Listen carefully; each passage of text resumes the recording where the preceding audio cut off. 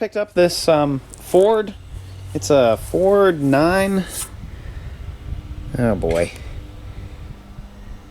22-I-24 of 4394. This is a flail mower, a 6-foot flail mower. They made a 5, 6, and a 7-foot flail mower, and this is the 6. The 5 and the 7 were offset, and it's actually in pretty good condition. This is an 8-foot trailer, and it is this thing's almost up to the front here. Add maybe 2 inches onto the tape here, and right to the end it's about 7 feet long almost, maybe a couple inches shy of that. But this thing was not cheap. It's seems to be pretty well made, other than this cover's got some dents and stuff in it, and a lot of the ones I saw on YouTube, they were all cracking. There were cracks and stuff everywhere, but this thing seems pretty well made. It's got a gigantic PTO shaft. I mean, the size of this thing is just massive. I think this is a category 1 3-point, so actually the 8N, I think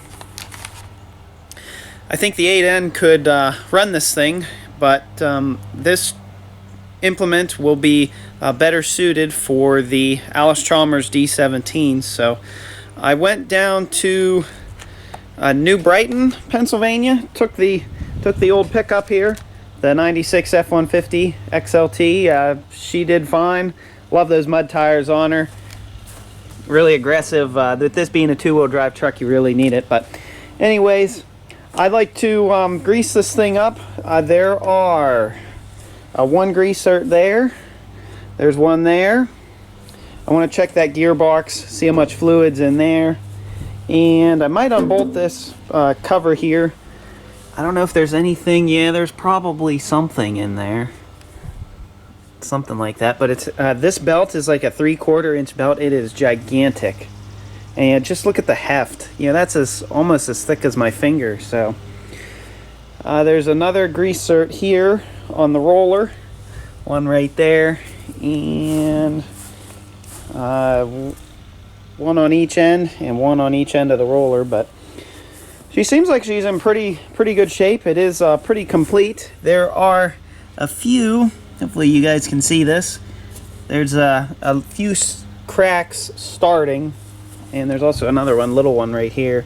So I want to my brother is not really super thrilled about me. I want to paint this thing orange just to match the Allis-Chalmers, kind of the tractor that we plan on using it. This thing weighs 600, and it was like 602 or 605 pounds, so it is quite a heavy implement. And my little Harbor Freight trailer really did just fine, but it has a huge roller on the bottom. Hopefully you guys can see that the whole way across. And then these are the flails up underneath here. I don't know how you guys are going to see this, but they just come around and cut the grass. It is pretty rusty under here. Has not been used in a long time, but I think it'll, once we put some use on it, I think it'll be just fine. But I want to probably paint the whole underside of this thing and repaint the top. So let's grease this thing first before we take it off the trailer, because it's up nice and high. I think it was my birthday last year. My brother went out and bought me this Milwaukee M18 cordless grease gun, and I will tell you what, this thing was a wonderful investment. I've never been is never made greasing so easy. It has a little light on it and everything,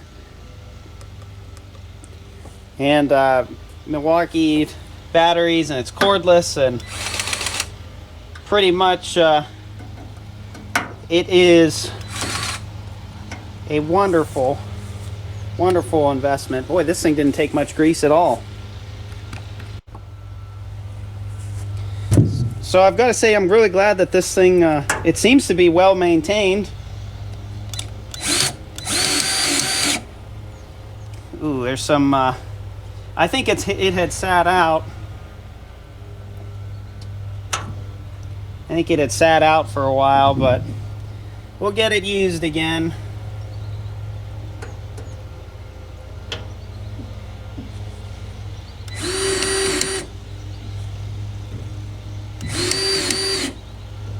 Boy, hardly any grease. They kept this thing pretty well greased. Looks like just 2 more grease certs here and we are pretty much done.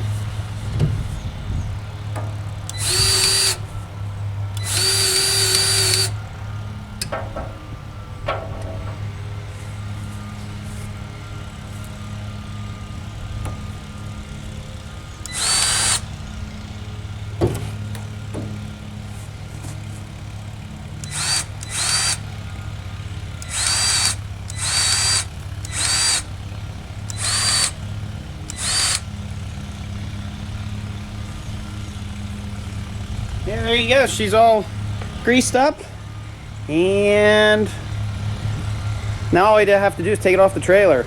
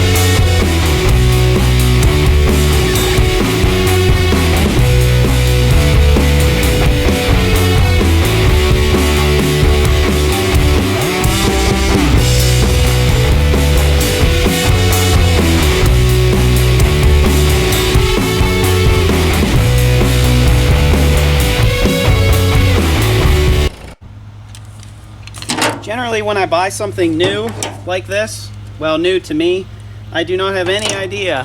I don't have any clue what anyone has done to it beforehand. And I don't know if there's oil in this gearbox. I'm assuming there would be. And this plug looks like it hasn't been turned in a while.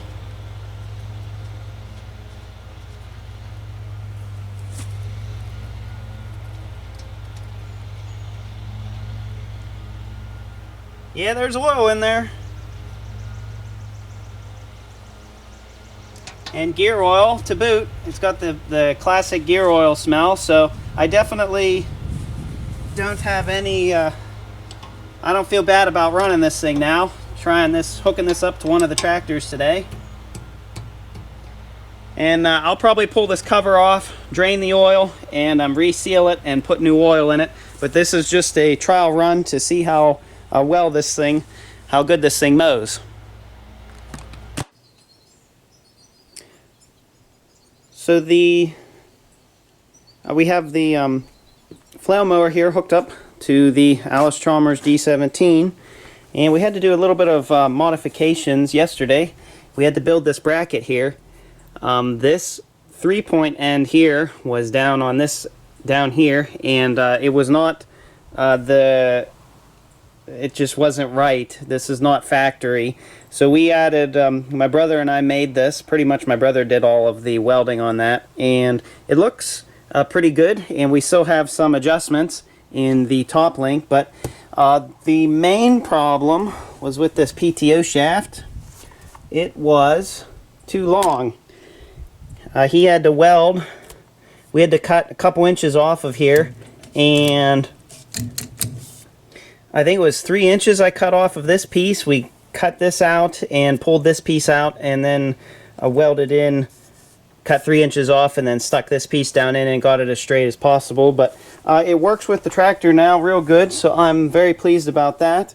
There is one problem over here with the skid shoe, and that problem is there is nothing. There's no skid shoe over here. So as you can see how flat this bottom is, it's worn away quite a bit here. Someone's been using this for a while like that. So I think what I'm going to do is I might weld, straighten this out and just weld a piece of metal on top of here. And then I have these old brackets that are pretty much the same thickness as what was there. These were from a raised bed garden that you'd use to put a big piece of wood here and a piece of wood there, and then you'd tie them together. And we're not going to use those. They're just sitting in the scrap pile. So I figured I would put one here, and then on this other side, I don't know how well you guys are going to be able to see this. This side is not wore through, but the skid shoe here is, there's pretty much nothing left of it. So I'm also going to weld up, so there's a few little cracks and stuff starting in this thing. So I'll unbolt this, and then I actually have a template for where the holes and stuff and the angles on the new one needs to be and stuff. So I'm very pleased with that. So I don't think anyone's welded this. It doesn't look like it. So let's get started on this. And I think I'll start out with this side over here.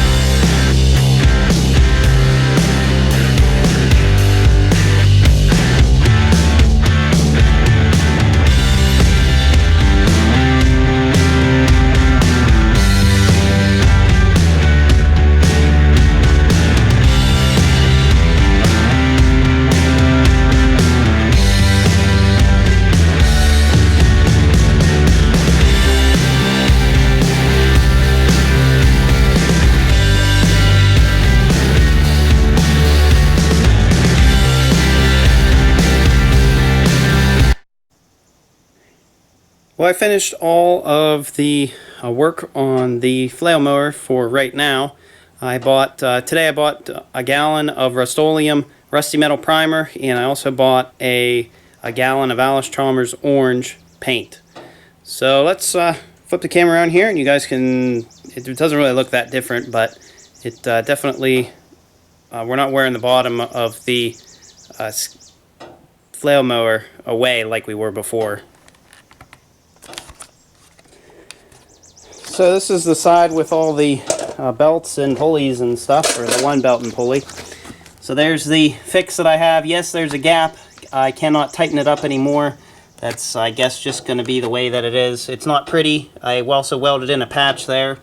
I definitely need to get, I'd love to get into forging steel, because I could just put that thing in a coal-fired pit or whatever and heat it up and then just bend it right around right where I need it. But that side's done. I also touched up some welds here. This was starting to crack here, and same thing right there. And now this side I also put a new skid shoe on. I never seized the bolts. This side actually looks a lot better than the other side does, but overall I'm very pleased. This tractor looks pretty good with the flail mower on it. I'm very pleased so far. So let's finally do some mowing. My brother just finished putting all this stuff on here. This tractor now has a fuel pump, quarter turn fuel on and off, and a fuel and water separator. Very nice job. I'm really happy with that. This tractor really needed it. There was no fuel pump on this tractor whatsoever, and it definitely needed one.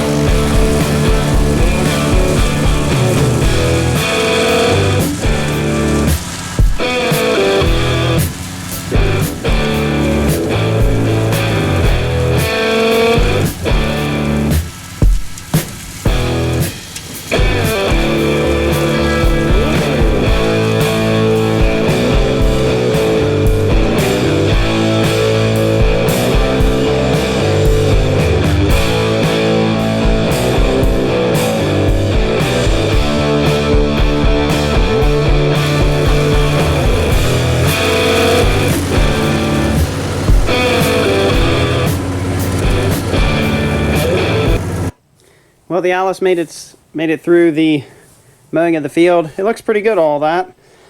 I was having some belt problems. I had to change the belt on this thing once, and then I had to tension it a bunch of times, but this is only a 5/8 belt, and what goes on it is a 7/8 belt. So it's riding pretty deep in the pulleys, which is fine, alright. So I guess that doesn't really matter, but I have the right belt coming for it in a couple of weeks, so as long as that one fits, I will probably buy about 4 more of them, because I can see the belt is the weak point on these flail mowers. I'd love to change this over to a sprocket drive, but I don't know about, they're all spline shafts. You have to figure out a pulley and the splines, and it'd be interesting. I'm sure it could be done, but that would eliminate the slipping. But this tractor has plenty of power to run this machine. So hope everyone enjoyed the video.